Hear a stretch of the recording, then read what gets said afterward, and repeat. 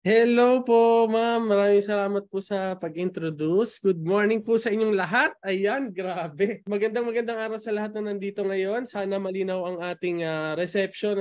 Gusto ko lang pong batiin ang mga team from NC Gentry, buong DTI Cavite na tumulong mabuo ito. Si Ma'am Rev, hello po sa inyo. At syempre kay Sir Romel Olimpo and Ma'am Rachel na rin. At sa lahat po ng bumuo ng program na ito today. Maraming pong salamat. Excuse me po muna sa lahat sa aking boses. Parang medyo may konti lang naman, nakaklag nose ang ilong natin ngayon. Kaya medyo mahirap magsalita. Pero I will try my best syempre para ma-share sa inyo ang mga tips na pinaghandaan ko talagang i-prepare today. At in-encourage ko nga kayong lahat, mamaya kung may mga maisip kayong mga tanong, lalo na yung mga estudyante natin dito o mga bagong entrepreneur, huwag kayong mahihiyang magtanong dahil it will bring most of the lively conversation sa ating gagawin today. Sa mga fellow MSMEs ko dyan, hello sa inyong lahat. At sa mga kasosyo, mga pare ko ay marikoy ko dyan na naimbita natin na nandito din ngayon. Shout out sa inyong lahat. Magandang umaga. With that being said, simulan na natin to agad dahil today, ang pangako ko sa inyo, I will share with you ang mga bagay na natutunan ko for the decade of marketing businesses na mga pinagagawa namin previously. I will share with you yung mga talaga namang nagwo-work at titingnan natin kung paano natin siya may apply sa mga businesses nyo. At syempre, sana nga talaga ay mapakinabangan ito by the end of the day. So, let me share with you my screen. So, kung ready na kayong lahat, ipaka-type naman sa comment section. Let's go!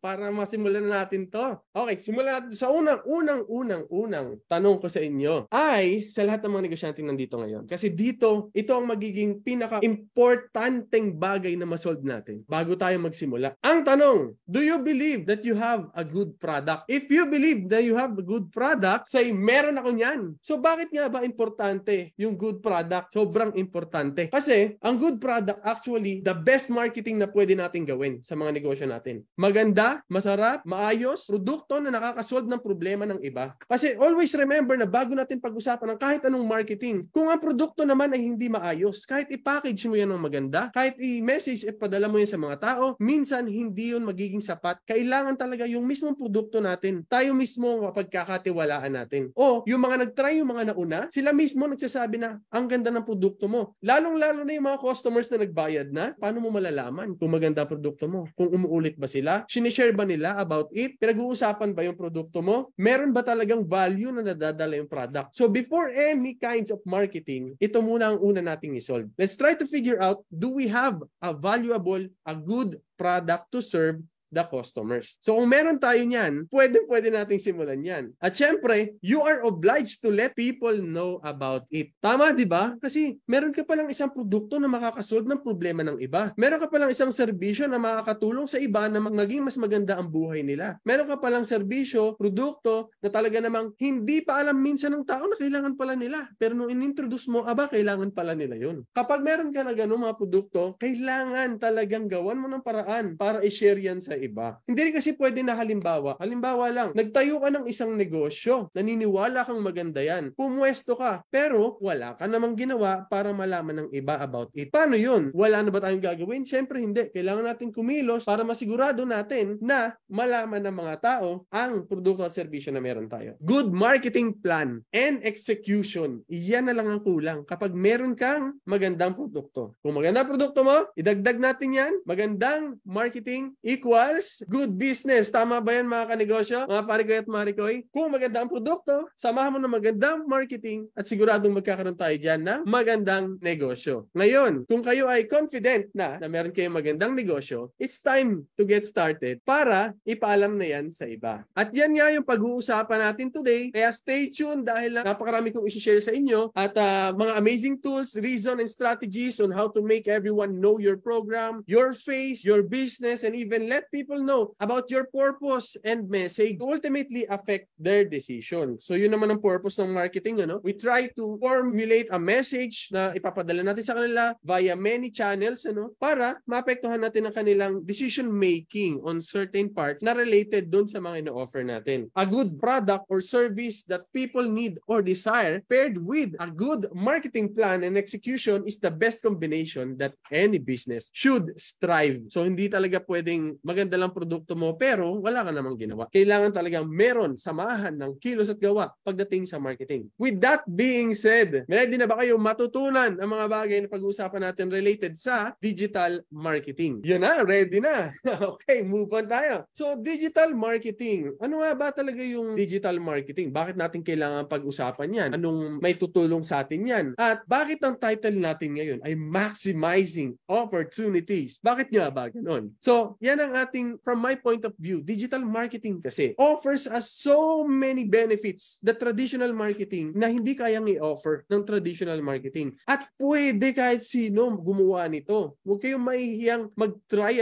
mamaya after nito, after ng ating webinar. Sana i-try ninyo. At kung may mga gusto pa kayong itanong mamaya, huwag niyong kalimutan ha. I encourage everyone to ask your questions so I can share with you kung ano man yung pwede kong maitulong sa inyong mga negosyo. Digital marketing. It refers to the use of digital channels, platforms, and technologies to promote products or services. It encompasses a wide range of activities from website optimization to social media advertising at marami pa in between. Malamang yung iba dyan na-experience nyo na, alam nyo na, at sana meron tayong matutunan para ma-improve natin kung paano nga ba natin mapapalawak ang reach natin using the digital landscape. Yang mga tools na meron sila dyan, ano mga pwede natin gamitin. So yan ang pag-uusapan natin ngayong araw na ito.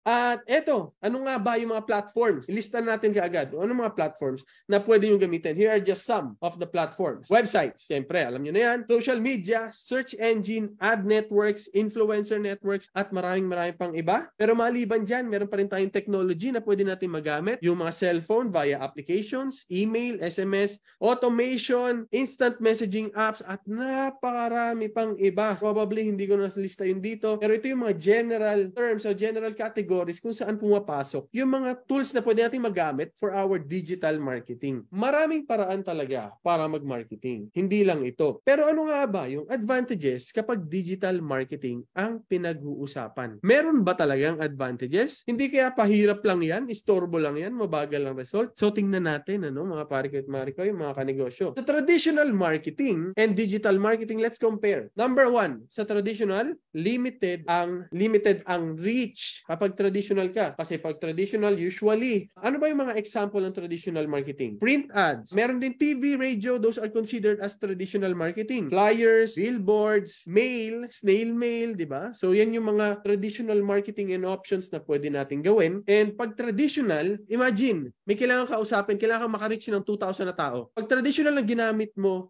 yung 2,000, napakarami na nun. Pero pag digital, yung 2,000, napakadali lang i-reach nun. Ganon, kalaki ang difference. The reach is almost virtually unlimited. Halos hindi mo nga kayang i-reach lahat yung available sa'yo pag digital. Kasi sobrang dami talaga na pwede mong ma-reach kapag digital tayo. Tapos, ang traditional, non-versatile. Ibig sabihin nito, ano ibig sabihin yan? Kapag ang flyers na print mo na, hindi mo na yan pwedeng i-edit. Hindi mo na pwedeng bawiin, palitan. Sayang naman yung mga na-print. Itatabi mo ba yun? Itatapon mo ba yun? So, pwede mo naman palitan, pero grabe ang cost. Kapag tayo ka na ng billboard, paano yun? Papalitan mo ba ulit yung pagkakamali mo sa billboard? Uulitin mo yun? Hindi na, kasi naibayad mo na yun, na-print na yun. So, medyo mabigat at napakahirap. Hindi mo kasi pwedeng basta palitan kapag ka traditional. Pero pag digital, versatile. Pwede mong palitan bukas. Ay, mali pala. Pwede kong palitan ngayon. Minsan nga kapag gumagawa ng post, na-i-post ko na. After kung may post doon ko ma-realize na, ay, teka lang, mas maganda to. May mali dito. Madaling palitan. So, very open for mistakes. Pwede mo siya agad itama. Hindi ganun kahirap mag-edit. Next, sa traditional, delayed ang communication. Ano ibig sabihin ng delayed communication? Let's say na you can't choose the right time slot. Ang budget mo lang is pang midnight, pero ang product mo sana ay pang lunchtime. So, minsan nagiging limited, sobrang limited. Tapos, pag nakita ni customer yung item mo, paano kanya kukontakin through TV? Hahanapin ka pa niya. Kung traditional tayo, ang hirap maghanap. Pero buti na lang, may Facebook at social media na, di ba? Pero sa digital, instant ang communication. Gumawa ka ng ads. Lagyan mo ng message link. Pag kinlik yung message, usap na kaagad. Kung nakabantay ka sa Facebook mo at may sasagot dyan, instant communication yun. Ngayon mismo, masasagot mo si customer. At minsan, automated pa yan. Lack of real-time result. So, dito sa traditional, kailangan mong maghintay para lumabas yung result. Kailangan mong padaanin yung panahon at oras para malaman kung valuable ba yung effort. Worth it ba yung binayad ko sa billboard? Worth it ba yung ginastos ko sa flyers? Worth it ba yung ginastos ko sa kung saan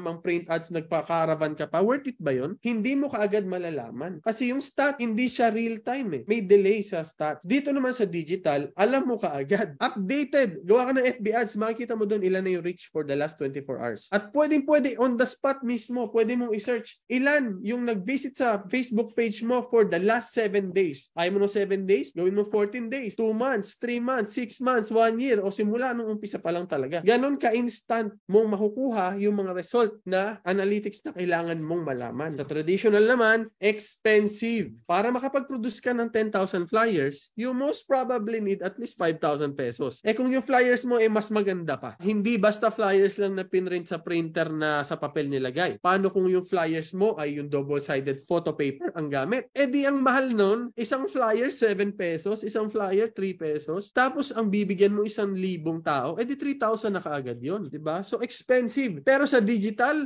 very cost efficient. Mamaya makikita nyo at ipapakita ko sa inyo kung ano yung difference talaga ng traditional and digital. Other than that, difficult to reach the target. For example, pwede ka naman talagang gumawa ng paraan para ma-reach mo yung tamang target market. Sa traditional, halimbawa, kung ang product mo ay sabihin natin na related sa mga inumin o mga alcoholic beverage, kasi magandang mangyari ngayon dahil may mga Oktoberfest. So, kung gagawa ka ng traditional, mag-boot ka dun sa mga mag-hold ng Oktoberfest, di ba? So, medyo targeted naman. Pero pwede mo rin yung gawin sa mga platforms ngayon nang diretso na sa kanila at hindi mo kailangan maghintay ng Oktoberfest. So, yung mga mahilig sa wine, pwede mo silang i-reach out gamit ang Facebook kahit walang mga ganong event. Tapos, sa traditional, manual ang process. Gugupitin mo yung flyers na yan, okay? Kung may pambayad ka, edi maganda. Merong tagagupit para sa'yo. Pero yung pamimigay ng flyers, pwede mo bang i-digitalize yun? Pwede. Pero kapag nagpa-print ka na, edi syempre lalabas ka talaga para ipamigay mo yung flyers na yun. Para makita ng mga tao. Either ikaw ang gagawa o mag-hire ka ng tao na mamimigay nun. Paano kung basta na inabot kung saan-saan? Yung pala, hindi pala inalagay talaga kung saan dapat iabot. Basta na inubos, tinapon, iniksik, tapos isang tao, 5 flyers ang ibibigay. So, minsan napupunta sa waste kasi dahil manual lahat, sobrang prone to human error at saka sa mga negligence ng mga staff mismo.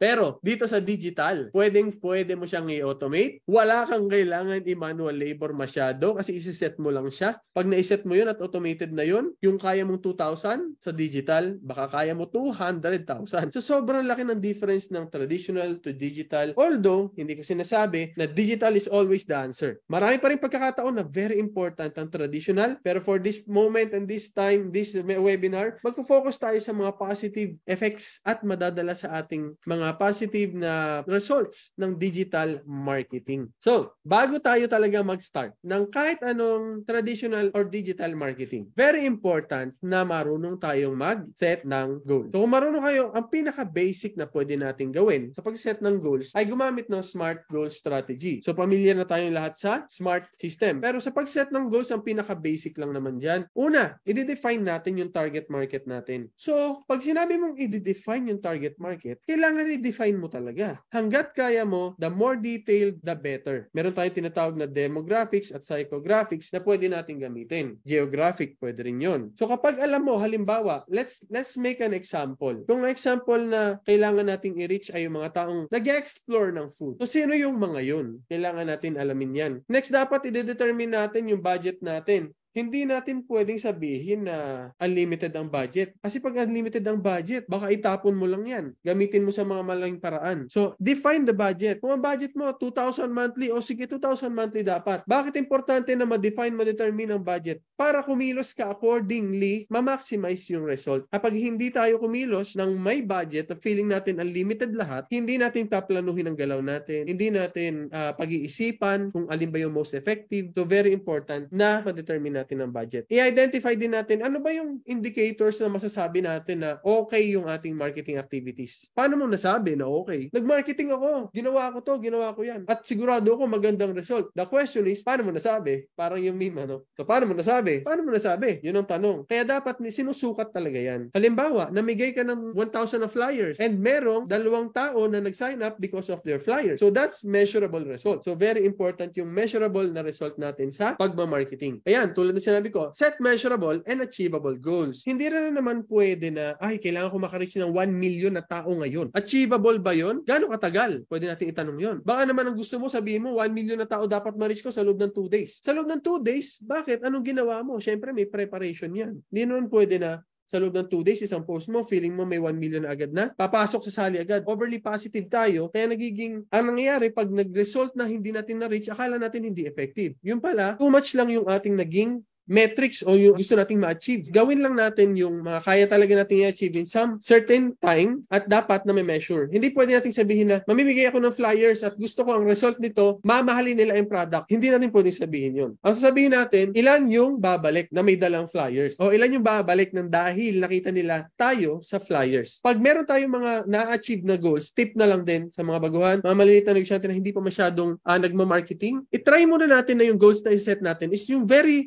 natin sabihin madali muna. Nag-uumpisa pa lang naman tayo no? Hindi pa natin kailangan yung sobrang hirap kaagad. Doon muna tayo sa madali. Goal ko lang ngayon, makakatok na 10 bahay. Goal ko lang ngayon ay makapag-post ng 3 beses sa loob ng 1 linggo. Goal ko lang ngayon, makasagot ng mga chat ng customers. Lahat ng mag-chat ngayong linggo na to, yun lang ang goal ko. So that way, makakabuild tayo ng tinatawag natin na little steps hanggang sa darating ang time na kaya na natin mag-set ng mas malaking mga goal. So, define natin una. Simulan natin pag-usapan yung pag-define ng target audience. Sino ba ang gusto mong kausap? So, let me prepare you first, it's not all skies and butterflies nga daw sa pagmamarketing. Hindi lahat positive. Ngayon pa lang sinasabi ko na sa inyo, maganda at exciting ang marketing. Pero hindi lahat ng result ay laging positive. Meron pa rin mga challenges ang digital marketing kahit sabihin natin mas madali ito at mas malaki ang reach mo. Napakarami mo pa rin haharapin ng mga problema na hindi mo pa na-experience previously. Hindi rin lahat ng may isip natin uubra. Minsan akala ko, okay na tong post na to. Maganda to, maraming ma-reach to. Tapos pag the end of the day, 2 likes. Na-experience yun na ba yun, mga pare ko at mga kanegosyo? 2 likes lang, akala ko ganda-ganda ng post ko, effort pa ako. Ganda-ganda ng video ko, effort pa ako. Tapos 2, bakit ganun? Kasi may mga sinasabi sa atin, ang audience natin na hindi natin alam. Kaya to prepare you, let's discuss the customer stages. Pag-usapan natin yan. Pero emphasize ko lang na sobrang importante ng part na ito sa digital marketing kahit sa traditional marketing. Gaano ko importante? Kung gusto mo talagang lumago with using the most minimal resources na meron ka, kailangan mong ma-define kung sino ba sila. Most new entrepreneurs wants to target everyone. Sinong guilty dito? Dati ganun din ako mag-isip. Hindi, dapat lahat alam nila na meron akong ganito. Bakit si ganito? Ang dami niya customer. Lahat customer niya. Si Jollibee ba, namimili ba ng customer yan? Ganun, ganyan. Hindi naman sa point na gusto mo talagang limitahan ng customer mo. Ang punto lang talaga kung bakit gusto natin i-define ang ating customer is to maximize result. Hindi to limit the customers. Maximizing result, especially kung MSMEs pa tayo. Habang maliit pa, limited ang resources natin. So mag-focus tayo na alalahanin natin na hindi natin kayang i-reach out lahat. MSMEs tayo Hindi tayo giant corporation. Wala tayong unlimited budget katulad ng iba. Let's set this up, no? Imagine mga pare ko at kanegosyo. Isipin yung mabuti na meron kang 100 pesos lang at meron kang 10 hours lang na pwede mong gamitin para humanap ng 10 customers. Gagamitin mo ba yung 100 na yun para gumawa ng flyers at ibigay sa kung sino mang random na tao? O mag-spend ka ng few hours para alamin kung sino ba siya? Ilang taon ba siya? Saan ba siya nakatira? Ano ba yung hilig niya? Bagong kasal ba siya? Single ba siya? Matagal na ba siyang kasal? May anak ba siya? Di ba? Maganda na i-formulate mo yun bago tayo kumilos para siguradong maximized ang result. Halimbawa, ang ibebenta mo sa mga tao ay ice cream. Ice cream. Tapos pupunta ka saan? Sa mga environmental communities na umiiwas sa sugar. Sayang ang effort. So alam mo na hindi sila basta-basta bibili. Pwedeng bumili, pwedeng makonvince mo, sabihin natin magaling ka mag-convince, pero basically the effort will be times 5, times 10. Compared dun sa bumibili talaga ng mga chocolates yan, mahilig sa chocolate, mahilig sa sugar, mahilig sa cold, baka kumain na halo-halo. Kung sila yung pupuntahan mo, mas malaki yung chances na bibili sila kaagad sa'yo. Ibig sabihin, na-maximize mo ang result. We always have the challenge na kunin ang best result. Pero as you go on, sa una siguro mali, malalaman mo mali, hindi pala sila yung dapat kong nilapitan. Dapat pala itong tao na ito. So kung meron ka ng mga experiences na ganun, collect ka lang ng collect ng experiences, you refine kung sino ang target audience mo. Hindi naman natin sinasabi na dapat umpisa pa lang, sigurado ka na dyan. Hindi natin kailangan isipin na ganun. Ang isipin natin, at least we try to refine our target audience para next time, paganda na ng paganda yung result ng mga efforts na at paggamit natin sa ating mga resources. Anyway, let's move on. Meron tayong tinatawag na customer stages. Di ba sabi ko kanina, hindi lahat ng customer bibili sa'yo. Kahit sabihin natin silang mahilig sila sa ice cream, hindi lahat yan bibili sa'yo. Pero mas mataas ang chances. So prepare ko lang kayo na minsan sa 100 kinausap mo, minsan 10 lang ang magre-respond sa'yo. And that's okay. Minsan yung iba dinidibdib nila, grabe yung effort ko dun. Grabe yung ginawa kong paraan, planning, execution para lang makakuha ng tao. Pero sa 100 kinausap ko, 10 lang yung bumalik. Grabe, it's not worth it. Sabihin mong ganun, ano? Pero always remember, normal lang yon. Sa kahit malalaking company pa, normal lang yon. Huwag tayong panghinaan ng loob. Kasi normal lang na hindi lahat magre-respond sa gusto mo. So let's see, divide natin yung mga tao. Una, may mga tao na hindi ka nila kilala. So ito yung mga tao na akala mo kilala ka na, no? Akala mo sikat ka na, ano? Akala mo yung business mo kilala na sa buong lugar nyo. Pero in reality, try mong lumabas, try mong magtanong. Hindi lahat alam na. Pangalawa, people na narinig ka na. They heard about you. Pero ganun lang yun. Oo, narinig ko na yun. Oo, parang familiar. So yung mga ganung feedback. Yan yung mga tao na wala pang masyadong alam tungkol sa'yo. Next, people who already considered you. Ibig sabihin yan yung mga tao na may alam na, narinig ka na. Maliban sa narinig ka na, may mga naririnig pa silang mga ibang details, more information tungkol sa iyong produkto o sa iyong serbisyo. So, 3 stages pa lang yan. Ha? Meron pa tayo, next stage natin. Yung mga tao na bumili na, alam na nila na nandyan ka na, na-try na nila ang serbisyo mo, ngayon ang tanong, uulit ba sila? Diba? Itong 4 na stage na to, iba't iba ang effort na kailangan nating gawin dyan pagdating sa ating mga marketing plan. And next, yung pinakahuli is yung people who love you. Kumbaga, ito na yung nag-try once, twice, thrice, tapos sinishare pa nila about you. Sila yung tumutulong sa'yo para malaman ng iba na nag-e-exist ka. Sila yung tumutulong sa'yo para malaman ng iba na, meron palang ganun dun, ano? May Kuko Express pala dito. Pwede pala ako magpa-deliver lang na hindi ko kailangan lumabas. Makakabili pala ako ng food nang walang markup, no? Sa Kuko Express pala 100 ng tindahan, 100 sa tindahan. Sa Kuko Express pala 100 pa din.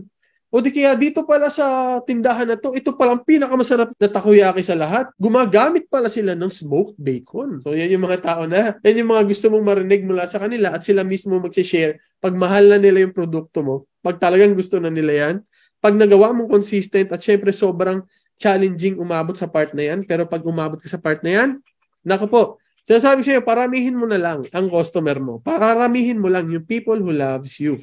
Pero, babalikan natin, ito ay step by step. Hindi natin pwedeng i-assume na laging diretso yan na makamahalin nila ang produkto natin. Dito nga sa amin, magpa-trial ka ng food. May kakain na 6. 3 gusto yung lasa, 3 ayaw yung lasa. So, hindi lahat talaga ay makukuha mo bilang customer. At okay lang yun. So, meron tayong tinatawag na mga stages dyan. So, lagyan natin ng formal na tawag sa mga bawat stage. Unahin na natin yung awareness. Dito sa awareness stage, aalamin mo, ipapaalam mo sa mga tao kung may offer ka ba. Ano ba in-offer mo? May service ka ba? Sino ba customer mo? Kailangan mo sagutin yun. Tapos sino ba yung gusto mo na ma-aware sa'yo? Diba? Hindi naman pwedeng lahat. Kailangan mo lang pumili. Tulad na sinabi natin kanina. Basta tandaan sa awareness stage, mas mabuti na puntahan natin yung mga tao na in some ways ay tingin natin ay magiging interested. At sa second stage, ayan na nga yun. Pag narinig na nila, may interest ba sila? Mapapaisip ba sila? Magtatanong-tanong ba sila? Mag-aalamin ba nila kung anong meron? Will they dig up? Sino ka? Anong meron sa'yo? Anong serbisyo mo? May magagawa ka ba talaga for them? Yan. Diyan yung part na nagtatanong-tanong na. And then yung desire, parang talagang deeper pa na gusto nilang itry. Eto na, konting convince na lang, hindi na lang basta interest. May isang bagay na lang na magti-trigger sa kanila para mag-take sila ng action. Pag nag-action na sila, eto na yun, customer na sila. At ang bawat part na yan, bakit ito pababa, papaliit, ganun? Kasi ang in-expect talaga natin dyan, paliit ng paliit ng paliit ng paliit. Hindi pwedeng 10,000 sila sa taas, pagdating sa baba, 10,000 pa din. Hindi nangyayari yun. Ang normal talaga na mangyayari, 10,000 sa taas, baka 10 na lang sa baba. So may mga ganong senaryo. At yun ay, ulitin natin para hindi kayo mina ang loob pagka nag-fail sa marketing. Normal lang yun. Very important ma-realize natin kung gaano kaganda na alam natin ang bawat stages. Para alam mo kung anong effort. Iba ang effort sa awareness stage. Halimbawa sa awareness stage, usually dyan, ang kailangan mong gawin dyan talaga, vocal, malaman, makita, ma-familiarize ang mga tao. Yun lang yung mismong goal. Hindi mo pa kailangan talaga kung ano yung specific na sinusolve mo na problem. Hindi pa kailangan yung complete details. Hindi pa yun kailangan pagdating sa awareness stage. Kung sa awareness stage, ang kailangan mo lang talaga, mapansin, marinig, yun, ganun lang. At saka mo yun, i-build up, pag interest, mga more details na yan, pag desire nga, is convincing power na yan, ano? And then lastly, action stage. Para mabentahan mo na sila. So once na umabot ka na sa action stage, that ends marketing. Ang nangyayari na ngayon dyan ay sales na. Sales starts when the marketing ends. At doon na yun kapag naibenta mo na yung product. So, let's have a real example. Sinong gusto ng real example dyan? Yung totoo, yung fresh, yung bagong-bago lang. Yung nag-work ba talaga yan? O puro theory lang ba tayo dito? Dito, sa ating webinar today, dapat totoong example. Hindi pwedeng theory lang. Mamaya, marami kasing theory ang nag-fail sa field. Minsan, hindi naman nag-work. So, tingnan natin. Magagawa ba natin ng paraan? Mapapaandar ba natin yan? Type muna sa comment section. Real example. Sa chat lang, chat. Real example. So let's go. Simulan natin to. So awareness stage. Ang usual na pwede natin gawin dyan, napakaraming forms. There are many forms to create awareness. But the goal here is to just let people know that you exist. Sales is not your goal. Ay bakit ganoon? Kaya ka naman nagma-marketing, di ba, para bumenta? Kaya ka nag-marketing para bumenta? Basically, hindi talaga. Kaya ka nag-marketing minsan depende sa stage. Ang stage natin yan is awareness stage pa lang. Ayaw ng tao na binibentahan sila. Tama ba yon? Kapag naramdaman mong binibentahan ka, minsan nagiging defensive ka at tumataas na ang iyong guard, di ba? Tumataas ang guard natin kasi ayaw natin ng binibentahan tayo. So sa part na to, wag muna. Wag mong isipin na bibenta ka. Awareness is just about what you offer, anong product, anong service ka. Very basic information lang about you. Ito, anong meron tayo dito? We can post on social media. Pwede tayong mag-create ng ads. Pwede tayong mag-message sa lahat ng mga friends natin. Mag-email tayo kung may previous clients na tayo. Let's try that. Tapos gumawa tayo ng poster, mamigay tayo ng flyer. Those things, those activities, ang goal lang yan.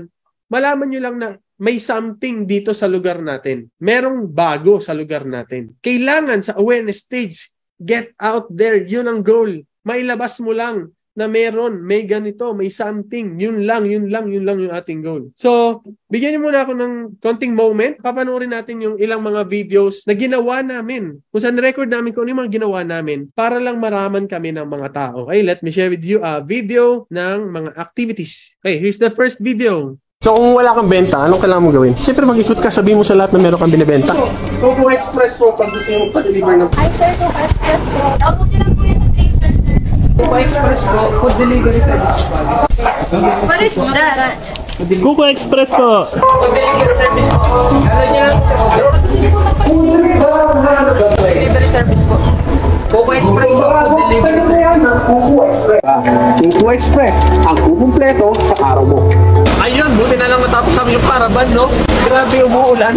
Ang lakas ng ulan. Okay. So, isa yan sa mga short videos na ginawa namin after namin gawin yung aming flyer distribution. So, talagang namigay kami ng flyers kung saan-saan, pero mayroon pa yung kasunod. Another video ulit. Ibang panahon, ibang pagkakataon naman at ibang lugar. Coco Express for the win! Coco Express! Download nyo na po Coco Express! Coco Express! Coco Express ha! Download mo Coco Express! Coco Express, doon lang kayo, Google Play. Yes, mga kuya, may Coco Express kayo? Yes. Doon kayo sa Google Play. Kuya, may Coco Express app ka na? Download nyo sa Google Play ha. Thank you! So, makikita nyo dito talaga effort kami sa traditional part. Kasi ang goal natin, sa awareness part talaga, ang goal natin dito ay magpapansin, actually.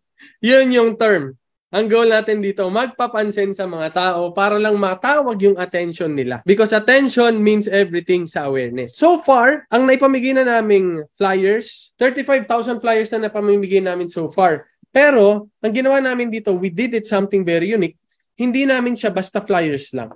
Ayaw ko kasi talaga mamigay ng mga marketing activities na magiging basura lang. Yung flyers na yun, may kasamang face mask at nakabalot ng maayos yun at ipinamigay namin sa mga tao. So it's more value than just the flyer. And then, sinamahan namin yan ng video recording para magkaroon ng digital part. Kasi hindi naman lahat talaga ay nakakaalam sa'yo. So, kung yung iyong manual activity, sasamahan mo ng digital activity, napakagandang combination nun. So, yung video na yun, yung ginawa natin, yung dalawa, ito organic views lang, 6K views yung dalawa, walang binayaran dyan, pinost lang namin yan. May 6K views na sila and few hundred reacts. And meron pa tayong isa, ito naman yung isa. Tingnan natin to. Ito yung video naman na ginamitan namin talaga ng digital ads. So let's see. Kuko Express na handang bumili para sa kanila kahit pa malakas ang ulan. Yun.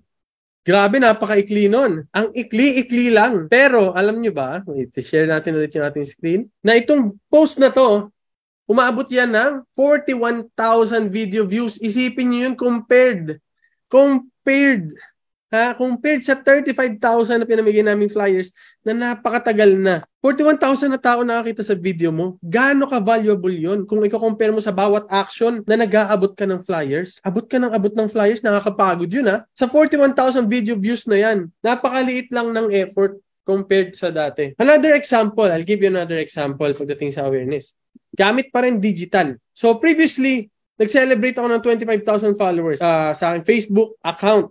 So we gained 25,000 followers and to celebrate that, magkakaroon ako ng negosyo challenge sa aking mga followers kung saan bibigyan ko sila ng Kuko Express negosyo package plus cash na puhunan. Ang kailangan lang nila gawin is mag-comment ng game. 2 post ang ginawa ko na related dyan. At 16,000 na tao ang nakabasa nun.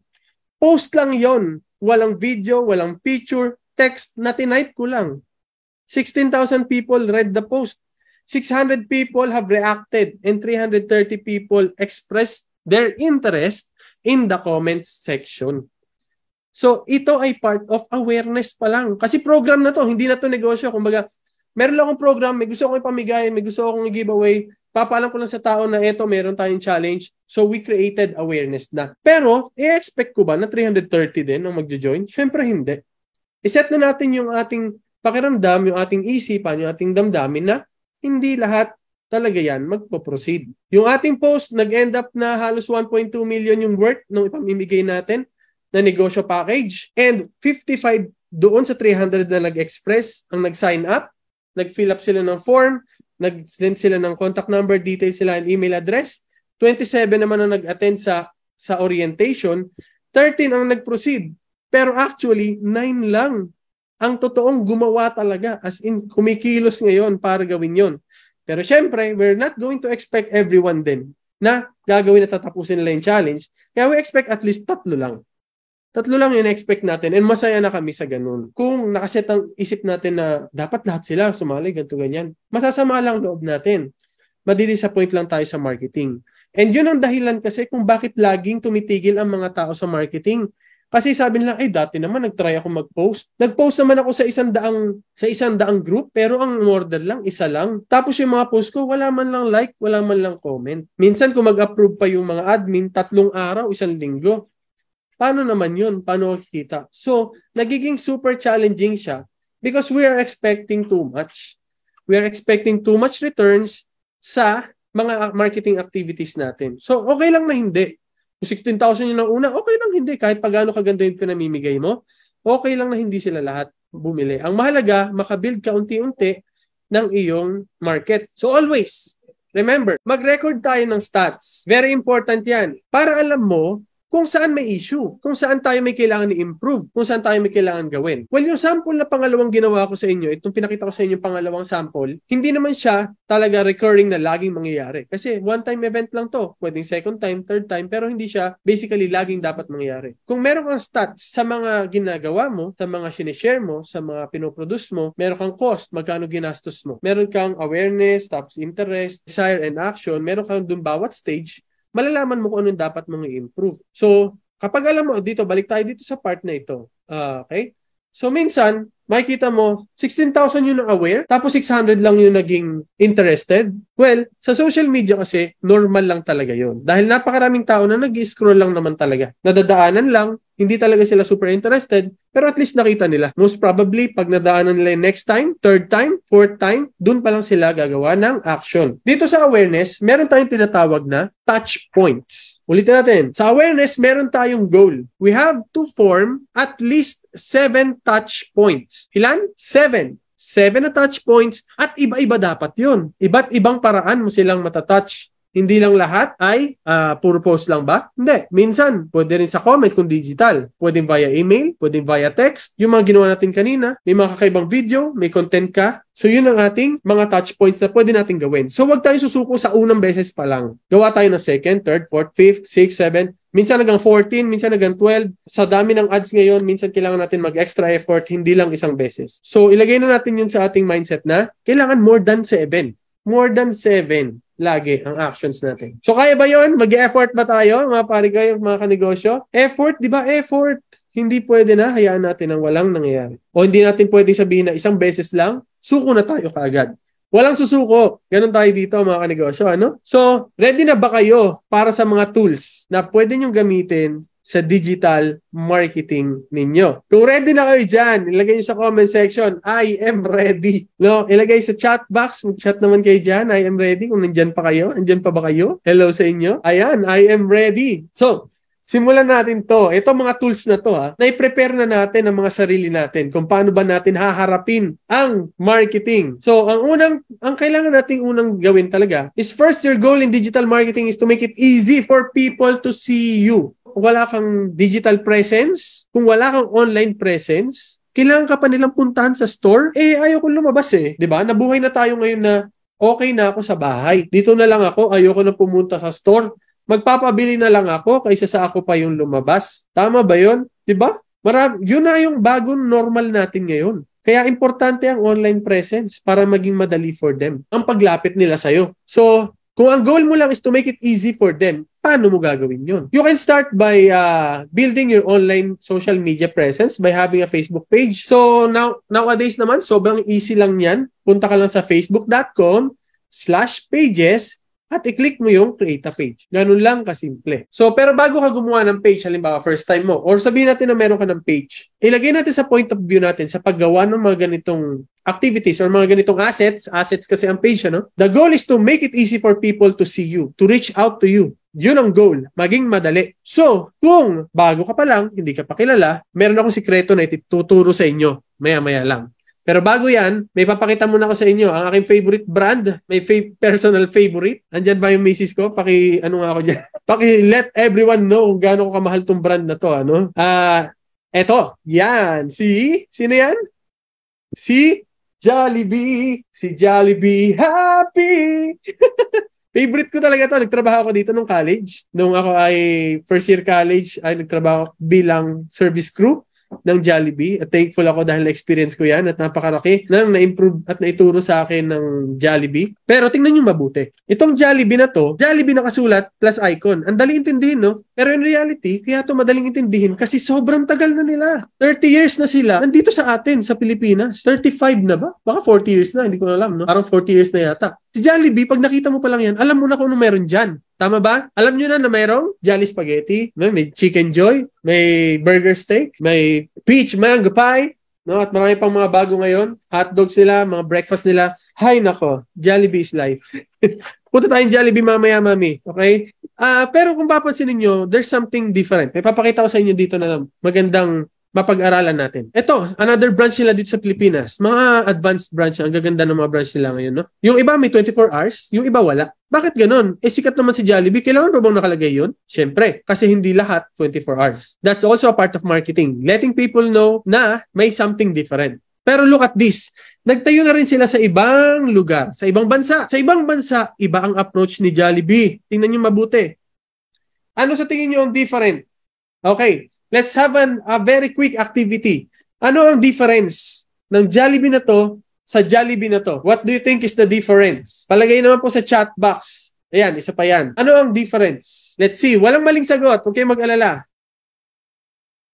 Okay, ayan yung mga sagot, no? Products po nakasulat, binabagay sa culture ng isang bansa. Iba-ibang concept, features, physical store, that have a theme, physical appearance, yung signage, may flagship product, notification ng isa, nilalagay ng detail para mas madali ma-identify. Lahat tama yan, very good. Grabe. Pero ang pinaka-obvious talaga na bago ay ibang-iba dito, bakit kailangan ni Jollibee magsabi na may chicken, may burgers at spaghetti? Bakit niya kailangan ilagay yun dyan? Kasi nagpapakilala pa lang sila dun sa culture, dun sa lugar. Ibang bansa yan eh. Sabihin natin may tao dun, may Pilipino dun. Siyempre, dun sila lumulugar, di ba? Kung saan may Pilipino. Pero dito, very specific na meron silang product na nakalista compared dito sa previous na hindi na kailangan ng products. So, isa yan sa mga bagay na pwede nating i-apply.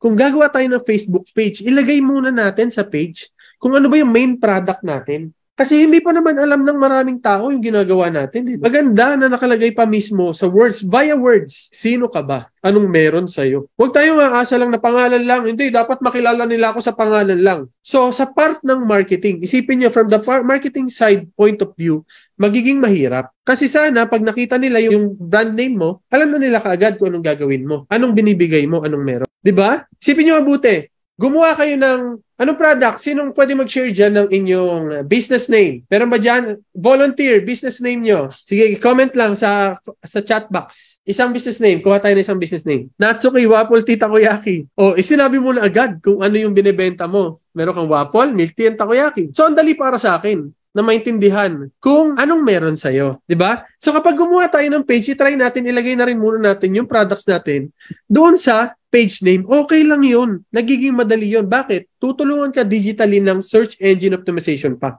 At maraming benefits and advantages. So, sa pag-build mo ng online presence, try natin. O, search natin for product. Importante na maging searchable ka. So, testingin natin dito. Ayan. Kita nyo ba to? We are searching for a product. Ang sinearch ko dito, takoyaki. Tapos nilagay ko Alfonso. And then lalabas dito yung mga stores. Kung walang takoyaki sa pangalan ng Facebook page mo, hindi ka lalabas dyan. Or, mapupunta ka sa pinakailalim. So, makikita nyo dito, actually, sarado na yung iba dito. No? Pero nandyan pa rin sila. So, ito ay search engine presence nyo. Search engine marketing. Diba? Kasi nakadikit yung pangalan ng page nyo dun sa main product ninyo. Oh, ayan. Sino yung paulit-ulit? Si J-Ma'am, paulit-ulit. So, ibig sabihin, ginagawa nila ng tama. Gusto nyo bang mapunta kayo dito sa search engine na pag tinype yung product tapos lugar, kayo yung unang lalabas? Siyempre, gusto nyo yun, di ba? O, dito din si Takoyaki, Alfonso, Kuko Express. Siyempre, ang goal natin, dapat nandun ka sa pinakataas. So, gagawin mo na paraan yan. Yan naman yung second way. Kung paano mo palalakasin yung presence mo online.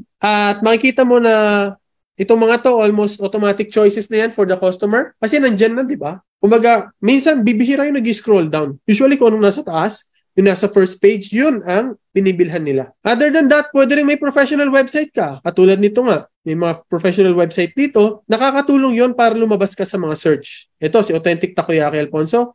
Kuko Express, pag kinlik mo yan, lalabas yung store product. Try pa natin itong iba. Paano naman kung food delivery, Alfonso? Lalabas si Food Panda, itong mga pages na pabili sa Tagaytay, at iba't iba pa. Andun din ulit si Kuko Express ulit. So ikaw ba, yung business mo ba, pag sinearch ba, lalabas ba yan? Makikita mo ba? Would people be aware?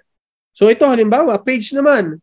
Kailangan gawa din tayo ng website natin. Sa website, ang maganda sa website, customizable yan. You can dictate the experience of the customer. Pwede natin i-automate ang mga bagay-bagay, isang beses mo lang gagawin. Nandiyan na lahat ng details. Hindi mo na kailangan pa ulit-ulit i-explain. Kasi nakikita na yan ng mga tao, naka-display na kaagad. Tapos pwede mo ring lagyan ng, ito, may form dito. Maging partner merchant, pwede kang magkaroon ng sign-up form. At pag nag-sign up ka dyan, automatic magkakaroon ka na agad ng emails. Automatic yun.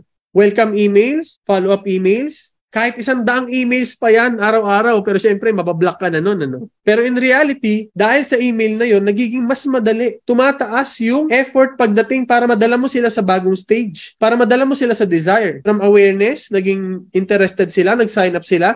Tapos nagkaroon ka na ngayon ng set of emails na pinag-aralan, kinurate mo na para sa kanila, and then dahil dun sa automated part ng digital marketing, nadadala mo na sila sa part na desired na nilang talagang mag-pursue. Meron kaming iba't ibang pages, meron pang merchant, para sa challenge namin na ginagawa ngayon, currently, no? Complete details din, introductory details for awareness, next step, ganun din, mag-sign up sila sa email, hanggang sa mabuild. Kasi nga hindi naman lahat ay siguradong magpa-purchase. So ito naman website namin sa Kuko Express. Ito yung website kanina ng Authentic Takoyaki. Napakaganda rin kung meron kayong sariling website maliban sa Facebook page. O meron pa dito, isa try natin. Sinearch natin si Burgers Ahoy. Actually, hindi pala Burgers Ahoy. Sinearch natin Burger Alfonso. Pero kung mapapansin nyo, Burgers Ahoy, Minute Burger, Papi's American Burger, Burgers Ahoy ulit, Burgers Ahoy ulit, Burgers Ahoy ulit. So, sila talaga pag sinearch mo, Burger Alfonso, sila ang una mong makikita. Worth it ang effort natin na gagamitin sa mga search engine marketing. Huwag kayong manghinayang sa mga effort na yan. So, social media presence, SEO, yung mga ginawa nating search sa mga search engine, yan yung tinatawag na search engine optimization. Napakadali lang naman gawin nun talaga. Pwede kayong mag-comment Facebook nyo, lalabas na rin naman yun doon. Pwede, madali kayong hanapin. Remember, the goal is to make it easy for our customers na hanapin tayo online. Next, may tanong. Okay. Sigurado ako sa inyo na may sagot kayo dito. Have you ever bought anything dahil nakita nyo yun sa random post while scrolling? Ayan, number 1, si John Michael C. Hector, yes na yes daw. Gabi, di ba? Sigurado na apektuhan ka, napatigil ka, na panood mo, nakita mo, kaya napabili ka tuloy. Yung mga bagay na, kasi ngayon tatay na ako, no? Yung mga bagay na maliliit, yung mga pwedeng gamitin sa bahay, nakaka-intriga bilhin pag dumasan sa, ay, mas madali buhay ko pag may ganito O sige, Mami, bili ka muna nito, try mo to. No? So, naapektuhan tayo ng mga nakikita natin sa social media. Kaya tayo, bilang mga business owners and marketers, kailangan maging aware tayo na gawin natin ang paraan na yung mga ipopost natin ay valuable for the future customers. Gawin natin na maintriga sila. Remember this. Remember this, everyone. The single most powerful platform today para sa akin. I'm pretty sure na marami kayong kilala, social media influencer turned entrepreneur. Dati influencer sila. Ngayon entrepreneur na rin sila. Hindi na lang sila basta nakafocus sa content. Nag-decide na rin sila na magbenta dahil meron na silang audience na na-build na nila. Diba? Isipin nyo to, mga marketers, mga entrepreneurs. Kung may market ka na, importante na mag-produce ka ng something for them. At kapag meron ka ng market, napakadali na ng mga susunod na mangyayari. Tama, di ba? Pero minsan kasi anong nangyayari? Gusto ng mga MSME, product lang. Walang marketing. Ngayon, ma-realize natin, tingnan yung mabuti ang mga influencer na to. Meron na silang mga sarili nilang product. Overview ng social media natin sa platform. Meron tayong mga available na platform. Bibigyan ko kayo ng strategies at saka paano mag-target. So ito mga stats muna tayo. Top downloaded app in the Philippines for the last quarter, third quarter of 2023. Super fresh. Number 1 pa rin si Facebook. Number 2 si TikTok. Yung GCash, hindi man yung social media. Pero yung CapCut, may social media yan. Shopee, online shopping, Messenger. So, nandyan ang mga customers natin. Dito sa Pilipinas to ha. Dito yan sa Pilipinas. Most active naman na user in the Philippines. Facebook at Messenger, TikTok, ang tatlong platform. Shopee, pwedeng diretso, post ka lang, benta na kaagad. And alam nyo ba na 4.1 hours ang ni-spend ng Pinoy, okay, Pinoy ito ha, ng Pinoy sa Facebook. Araw-araw yan ha. Grabe, incredible. Sobrang taas niyan. Take advantage, gumawa tayo ng mga digital content para sa ating mga potential customers online. Next, pwede rin natin gawin at isama sa digital marketing strategy natin ang pagpo-post sa mga e-commerce sites and online stores para maka-generate ng online presence ulit. Kasi magiging searchable yung product mo dyan. Makikita nila kung saan available, pwede ba itong bilhin, pwede ba ito i-deliver, and most probably, pwede na agad silang mag-check out. Yung growth ng e-commerce, walang tigil yan, dire-diretso yan. Makikita nyo, may Lazada, may Shopee, ngayon may TikTok Shop at may FB Marketplace pa. I-post nyo lang na i-post, okay lang yun. Huwag kayong mahiyang mag-post sa mga yan. Sabihin nyo, ay nag-post naman ako, wala naman bumibili. Tama na experience, ano? Pero, mas maganda na meron kasi possible na makakadagdag yan sa digital footprint ninyo. Here's another very, very, very fresh stats para sa inyo. Para naman makita nyo kung ano super value talaga na nadadala ng mga stores na to. Meron tayong mga friends online na nag-share ng kanilang mga results by selling online. Ito, grabe, sobrang record-breaking talaga. Nito lang, September 26. Si James Afante, isa yan sa mga TikTok seller. Seller to ha. Hindi siya may-ari talaga ng product. Seller talaga. Naka-generate siya sa loob lang ng 4 na oras. Naka-generate siya ng 21 million sales sa kanyang live selling. Hello? Live selling, 21 million sa loob ng 4 na oras. Pagkatapos, yung staff mo o kayo mismo, hindi tayo nagla-live selling. Hello? Paano tayo niyan makakahabol sa trend? Very important na kaya't sabayan natin ang mga trends ngayon dahil it works. It really works. No? At hindi lang yan. September 26 yan. Pero nitong nakaraan lang, meron ulit for the second time na break ulit ang record. 27 million naman sa loob lang din ng 4 na oras. So isipin natin ngayon mabuti. Ang tanong, kaya ba natin mag-live selling? Pwede ba natin gawin yon? O baka nahihiya lang tayo hindi natin ginagawa? Kasi isa yan talaga. Kasi sobrang instant yan. Nandyan ka na, kaharap ka niya, kausap ka na eh. Diba isa yun sa mga advantages ng digital? Instant communication. Diba? Grabe, sobrang grabing effect talaga. In digital landscape, consumers follow a complex journey pero dahil digital siya, nagiging mas madali siya para sa mga customers natin. Kaya bilang MSME, let's take advantage of the platforms na provided for free. Libre lang itong mga ito. Maliban sa mga stores, pwede na natin gamitin ang mga email marketing at mga customer relationship management. So ginagamit namin yan, email marketing. Kasi hindi naman lahat pwede sa chat. Hindi naman lahat pwede sa post. So kung may email ka na, imagine, you have a system para makollect ang email ng 10,000 people. 10,000 people, you can collect their emails. And syempre, hindi natin ipa-flood. Pero we will send them emails every once in a while. Sendan natin sila ng email once a month, pwede na yun. Pero 10,000 na tao yun. Tingin niyo ba walang magte-take action doon? Sa email na generate mo talaga for them na pwedeng magkaroon ng message, may images at kung ano-ano pa. Siyempre, pwede mo palagyan ng offer, promotions, kung ano mang valuable na pwede natin maibigay sa ating mga customers. So, the power of email marketing, wag nating maliitin yan dahil sa ngayon, nakadepende kami dyan in some levels. Yung automated na email, sobrang valuable. Na pwedeng gawin natin yan sa digital marketing. Pwede mo rin kasing isegregate yung mga customers, ano? Pwede mo isegregate sa, ano siya? Cold ba siya? Cold customer? O warm customer na ba yan? Ibig sabihin, medyo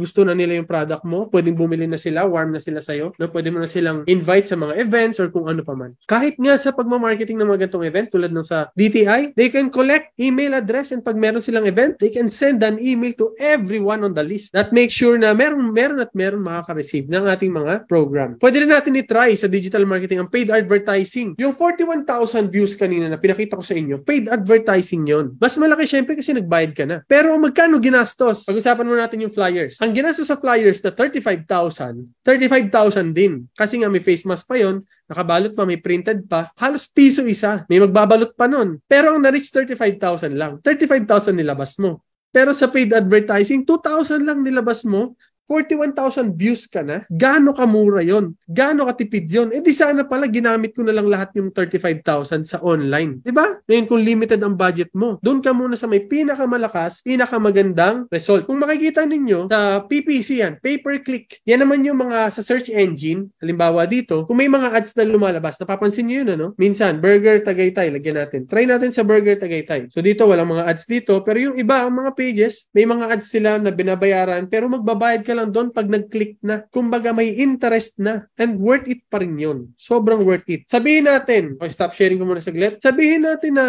question para sa inyo. Kapag nag-run ka ng PPC o pay-per-click advertising, kung gumastos ka ng 50 pesos, malaki ano? 50 pesos, malaki yun. Kung 100 yun, edi 5,000 ka agad yun. No? Pero, kung ang taas naman, kasi ang mga nagkiklik sa PPC, interested talaga yung mga yan. So, malaki yung chances na bumili sila ng product mo kahit worth 5,000 pa yan. Diba? So, kung 10 sa 100 na yun ay bumili sa'yo, may 50,000 ka in return. And that means ulitin mo yun hanggang sa ma-maximize mo ang result ng pay-per-click. So kahit may gastos, pwede pa rin. Kakaroon at magkakaroon ka pa rin ng value. Siyempre, titingnan mo pa rin ng stat. Maayos ba yung stats? Okay ba siya? Yun ang ating importante huwag kalimutan. Ang mangolekta ng stats. Next, search engine marketing. Ito nga yung gagawa natin ng paraan para makita nila tayo sa pagsisearch lang without ads. At analytics and data, yan. Sobrang importante rin na, na meron tayo talagang listahan, records ng mga nangyayari sa atin. Huwag natin pabayaan na, hindi, okay na yan. Nag-send na ako ng 100 pesos. Kailangan bantayan pa rin. Sekreto yan sa marketing kasi ayaw mo rin naman ng nag-spend ka ng amount, nag-spend ka ng effort, nag-spend ka ng resources. Pagkatapos, hindi pala okay yung result, tandaan, we have to take advantage of the digital marketing advantages tulad ng versatility nito. Na kapag nakita mo na hindi nagwo-work, pwede mo kaagad palitan. Hindi mo kailangan mag-stick doon at hindi mo kailangan sabihin na, ay, pangit ng result. Ngayon pa lang, malalaman mo agad kung may result eh. Nag-spend ka na 300 na yung nauubos sa ad spending ko. 300 na yung nagastos ko. Andiyan na, nauubos na. Kailangan, palitan mo agad kung hindi nagwo-work. Unlike sa traditional, kailangan mo tapusin yung program na nauna mo nang gawin. So, ang significant significance nito, yun nga. Do you want to keep on having the maximum result? Take advantage of the versatility of digital marketing. Yung mga key metrics na usual, ilan ang naka-view, ilan ang na-reach, yan ang key metrics natin. Ilan ang nag-click, makikita mo rin doon. Ilan ang nag-react, ilan ang nag-comment, ilan ang nagbukas ng email mo, ilan ang nag-click ng link sa email mo. Pwede mong i-check kung ilan naman yung nag-proceed tulad ng ginawa natin kanina sa ating example. Wag nyo yung kakaligtaan kasi very important pa rin ang part na ito. Analytics talaga. I cannot emphasize this so much, kasi halimbawa, may ginawa ka ngayon. Hindi mo kinuha ang statistics. Nag-move on after 1 year, try mo siya ulit. Ngayon, paano mo malalaman kung nag-work ba ito dati o hindi? Ano kailangan kong i-adjust? May problema ba tayo sa onboarding part? May problema ba tayo doon sa form natin? Baka hindi pala nag-work, hindi natin napapansin. So, nawawala yung sanang golden value na maibibigay sa'yo ng efforts mo dahil hindi mo nagawa yung pag-aayos ng data and analytics natin. Yan. In digital marketing world nga, data is your compass para alam mo kung saan ka pupunta. Sa kaliwa ka ba o sa kanan? It helps you understand what's working and what isn't working. By tracking and measuring your efforts, you gain insights into how to optimize your strategies for better result. Anong dapat mong baguhin? Meron ba tayong word na maling nasabi? Meron ba tayong format na mali? Dapat ba unahin natin to? O unahin natin yan? So, data-driven decision making, yan ang kakampi natin bilang mga MSMEs. Huwag natin kakalimutan kung gaano ka-importante ang data. Data shouldn't be just a number on a screen. Kailangan talagang intindihin to. It should help you form decisions. For instance na lang, if you notice na high ang bounce rate, ibig sabihin ng bounce rate, yung hindi pumapasok, on a certain web page, ibig sabihin may problema pala yung content ng website. Pag visit na lang ng website mo, umalis na rin kaagad, nawawalan na sila kaagad. Ibig sabihin hindi pala engage ang customers sa part na yan, So, ito sa ating future trends and challenges. Marami tayong haharapin na challenges talaga kahit na digital na tayo. Kasi remember, kahit sino pwedeng gumawa niyan. Halos walang gatekeeper, walang barrier to entry kasi kahit sino pwede. Kaya dapat handa tayo na mag-excel at gawin talaga ng maayos yung ating content, yung ating marketing sa digital marketing. Very, very important. Para sa akin, yung future trends na isa pang kailangan natin bantayan, AI. With the help of AI, I'm pretty sure almost everyone's exposed na sa ChatGPT. Pwede kayong tulungan ng ChatGPT para mag-formulate ng ideas kung ano bang pwede natin gawin. Itanong nyo lang kay ChatGPT, ano bang pwede kong gawin na marketing? Ito yung product ko, ito yung system ko, ito yung current na ginagawa ko. Do you think I can do this? I can do that? Kailan ko to gawin? Pwede na siyang mag-act na parang companion para may kasama ka sa pag-formulate ng iyong mga digital activities para may mapalakas mo pa yun. At take advantage nyo na yun. Huwag kayong mahiyang gumamit ng mga AI dahil kung hindi, may iwan tayo sa future, sa growth ng mga negosyo natin. Ano ba maliban sa AI? Ano pang mga upcoming trends? Yung mga bagong platform na paparating, yung mga bagong ginagawa ng mga threads, may bago ngayon threads. TikTok talaga, sobrang pataas ng pataas. Sobrang valuable niya. Gawin lang natin ang gawin yan. At yung challenges niya na halimbawa, paano kung automated na yung iba? Pati video, pwede nang gawin automated ng AI. Pati sagot sa mga nagtatanong sa customers na na-onboard mo sa iyong program, sa marketing activity mo, pwede nang gawin ng AI yan. Sobrang galing pa. At hindi pa emotional. Walang reklamo. So sobrang challenging ngayon talaga pagdating sa marketing. Pero we have to adapt. Kailangan natin umpisahan. Ang dami ko lang na-share sa inyo na tools na pwede natin gamitin sa iba't ibang paraan. Pero para sa akin, may tanong ako sa inyo. Meron akong isang pinaniniwalaan na the best way para mag-marketing. The number one way for me. Gusto niyo na bang malaman kung ano yung number one para sa akin? Ilagay niyo sa comment section, spill the beans! Comment nyo muna para makita ko kung sino mga buhay pa, sino mga gising pa sa ating mga viewers ngayon. Okay, spill the beans, sige. Number one na dapat gawin, naniniwala ako na lahat ng mga micro-entrepreneur dapat gawin talaga, ay ang tinatawag na content marketing. Content marketing. Yan ang number one na kailangan natin gawin lahat. Kung gusto mo talagang makaangat, gumawa ka ng valuable content because content is king. Kung walang nakikitang content about you, about your product, about your system, whatever you do, medyo mahirap mag-grow. Pero kung may content na about you, nakita na nila na, ito si Chikoy pala nagsasalita tungkol dito. Nag-share pala siya about marketing other than the seminar. May mga YouTube pa siya, video, mga reels na nagtuturo siya kung saan-saan. Nag-share siya ng mga activities niya na ginagawa niya, what works, what doesn't work. Pag may content ka, people will associate you with expertise. Through content, naririnig ka nila. Nalalaman nila kung anong nasa isip mo. Nagkakaroon sila ng certain level of connection, understanding kung sino ka at anong meron. So yung authority mo tumataas kapag may content ka. Sasabihin mo, marunong ka sa marketing, pero wala kang masabing maganda about it. Paano yun? So by having content, by giving away value, kahit libre, okay, huwag kayong mahiya. Kahit mga consultants, pwedeng gawin yan. Remember, ang mga number 1 consultant yan, may mga content na rin talaga. Tapos yung content types and creation, yan na lang iisipin mo. Ano ba gusto mo? Ano yung mga content types? May video, may post, may short videos, may mga short text na pinopost natin, may email, may mga newsletter, may mga blogs, at napakarami pang ibang valuable content na pwede natin gawin. Minsan nga, isang picture lang, content na yun, infographics, at kung ano-ano pa. Importante sa content marketing, ang nasa isip natin ay, may pakinabang ba ang potential market ko sa mga ipopost ko, sa mga isi-share ko sa mga tao. Huwag natin gagawin na puro benta lang. Pansinin ninyo, ang mga pages or personal profile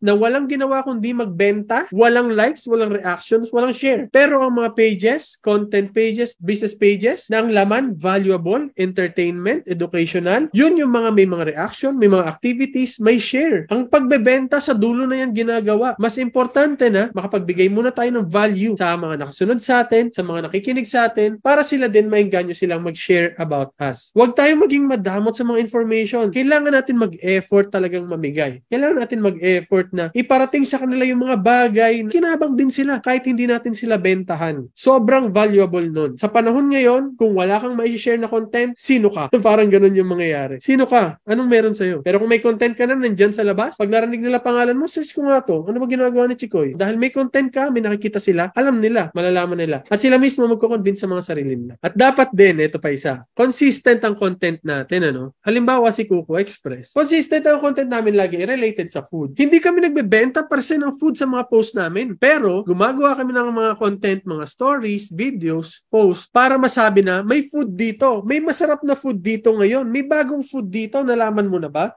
May masarap na drinks dito. Yung kape dito. Okay. Oh, mag-review muna tayo ng food. Food review. Gumawa kami ng The Food Co Show para mag-review ng food, para mag-share ng food. Hindi para magbenta. Pero dahil doon, nalaman ngayon ng maraming tao na nagbebenta ng food si Kuko Express. Consistent. Mamaya, food ang gusto mong sabihin. But the next day, ang gusto mo na sabihin, sports. So dahil hindi ka naman personal brand at isa kang business brand, maging consistent ka. Pare-parehas. At isa yan sa pinakamahirap gawin. Ang consistency. Sa lahat ng bagay naman. Hindi lang basta sa pagko-content marketing. Next na very important, storytelling in branding. Napaka-importante na marunong tayo mag-share ng istorya. May value ang pag-share ng istorya. Kaya nga usong-uso ang chismis at si Marites, di ba? Tama ba yon, mga parigoy at mga kanegosyo? Di ba? Kaya usong-uso ang Marites at chismis kasi ang sarap makinig ng kwento. Kahit totoo, hindi. Di ba? Na-enjoy ng mga tao na, ay, may kwento to. Meron ka ba diyang kwento? Pero kahit chismis na siya, no? Yun ang katotohanan. Kapag may kwento, may value, may flow yung story mo, ang sarap pakinggan. So, effort din siya. I-organize mo yan. Dapat may introduction ka, may plotting ka, may problem encountered, may solution, may climax, may conclusion. I-try mo yon. Gumawa ka ng content in any form. Text, blog, video, chat, kung ano man. Pwede mong gawin yan para magbigyan mo ng story at value ang iyong mga potential customers. At syempre sa strategies naman, gawin mo lang na consistent yan, plus yung mga tools na binigay ko sa inyo kanina, yun ang pwede nyo gamitin para mapadala sa kanila yung mga content na ginawa nyo for them. Pili lang tayo. Saan mo gustong isend yan? Paano mo gustong ipadala kay customer? In what way? One-on-one ba? Via email? O gusto mo via YouTube para lahat makakita? Kahit sino makakita. At syempre, try mo na rin humingi ng customer reviews and testimonial. Content din yun from other people naman. Napaka-valuable din na merong mga ibang tao na mag-share ng kanilang mga experiences ng iyong mga serbisyo. So kung makakuha ka ng testimonial, itry mo lang kahit yung mga first few customers mo nagsabing maganda, masarap. Ma'am, pwede nyo ba akong isend ng comment about the food? Malaki po matutulong yan para po malaman ng iba yung food namin. And usually, pag masaya sila sa product mo, okay lang din yun. Nag-enjoy din sila na makatulong din, syempre, sa mga small businesses. So, sa sobrang dami ng ating napag-usapan ngayon na tools and strategies na talagang siniksik natin sa loob lang ng 2 oras. Always remember, hindi nyo kailangan gawin lahat. Ang normal na marketer, 3 lang ang kailangan. Mag-focus ka lang sa maximum of 3. Actually, kung solopreneur ka, mag-iisa ka dyan, nagsisimula ka pa lang kahit isa lang, kahit Facebook lang muna.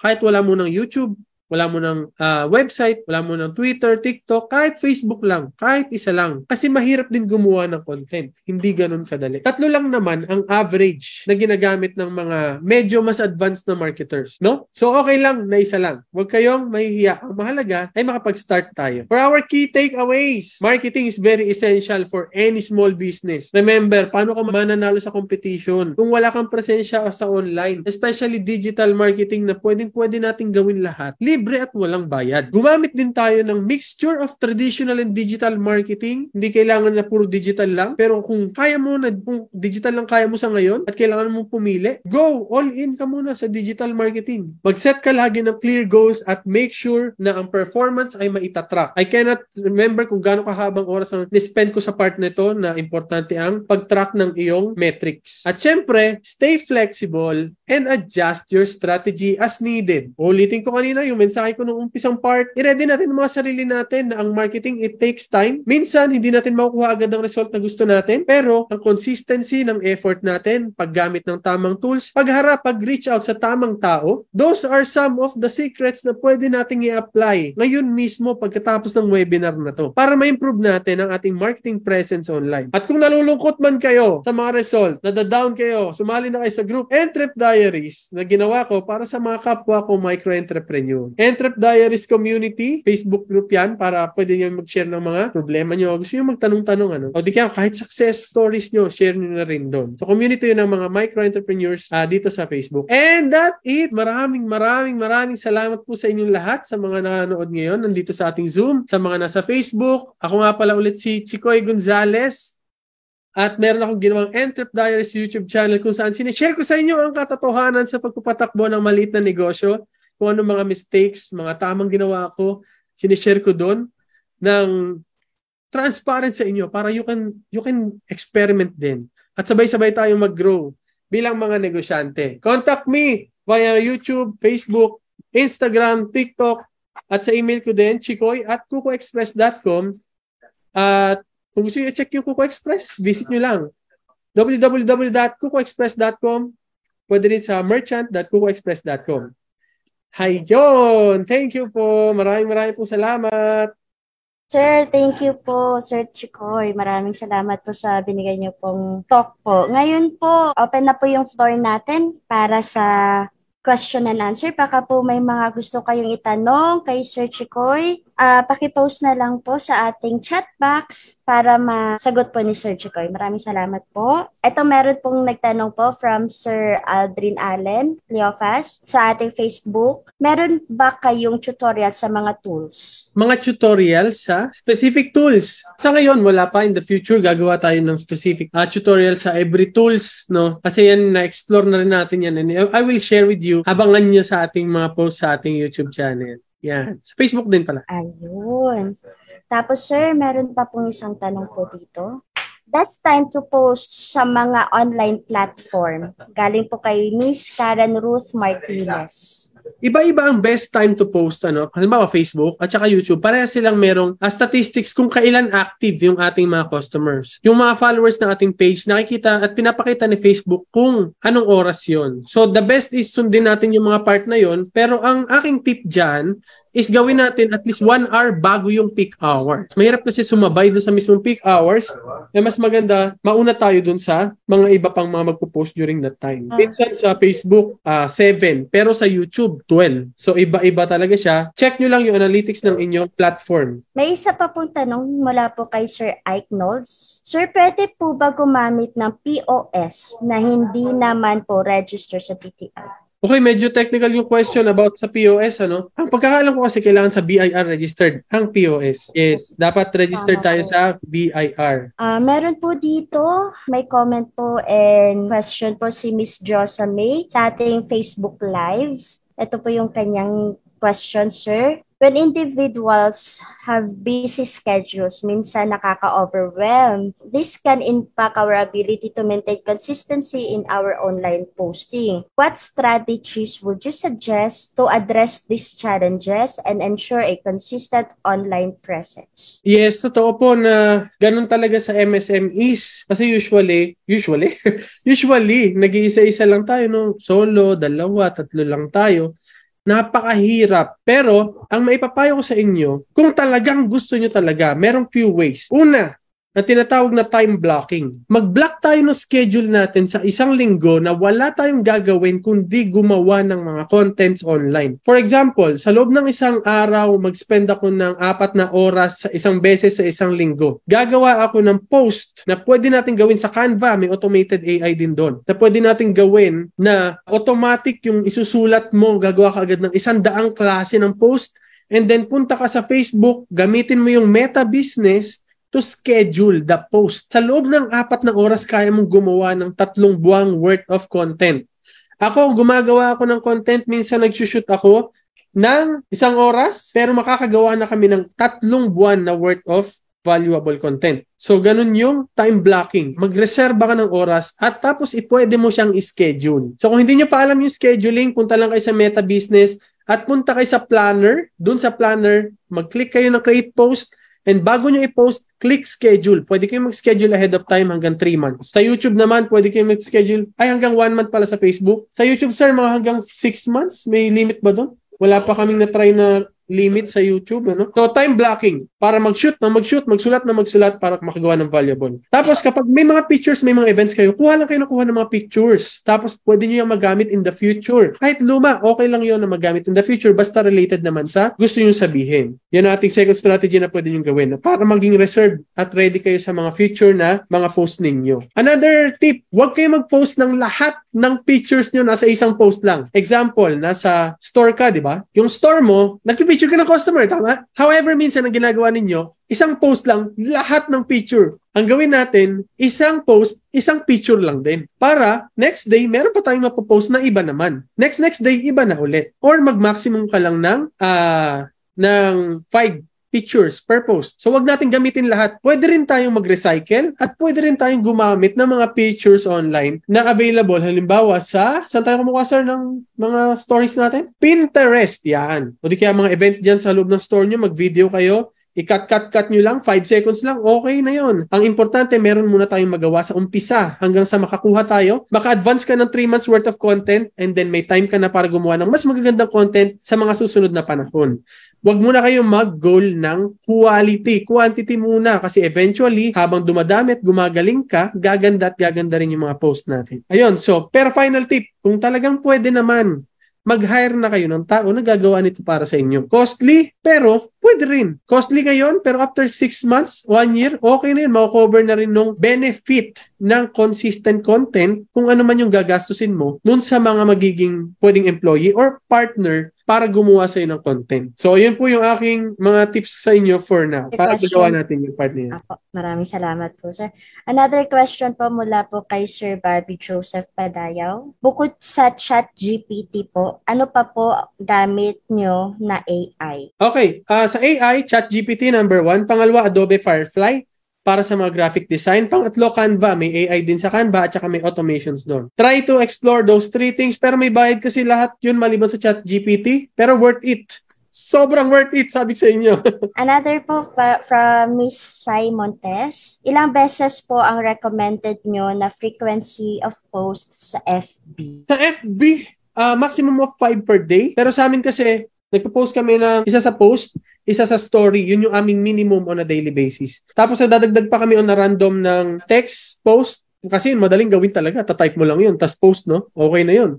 So usually, 3 post kami everyday sa mga pages. Meron pa pong questions para sa ang ating mga participants? Para kay sir? Meron pa po bang katanungan po? Mukhang wala po silang ibang tanong, sir. Babasahin ko lang po yung ibang mga comments po na meron po sila. From Miss Karen Ruth Martinez, kudos dito kay Cavite, very informative. Another one po kay Miss Karen, galing din po ng speaker, Sir Chikoy. From Miss Virgie Bailon Angeles, thank you sa aking inaanak for sharing insights about online marketing. Maraming salamat po, sir. Sa puntong ito po, nire-request ko po sana lahat po ng ating mga participants sa Zoom. Please po, paki-open po ang inyong mga camera para sa isang group picture po. Ayan po, maraming salamat po. Ayan po, ready na po ba ang lahat? So, ngiti po tayo ng maganda. Okay po, 1, 2, 3, smile. 1, 2, 3. Lang po, seconds. Slide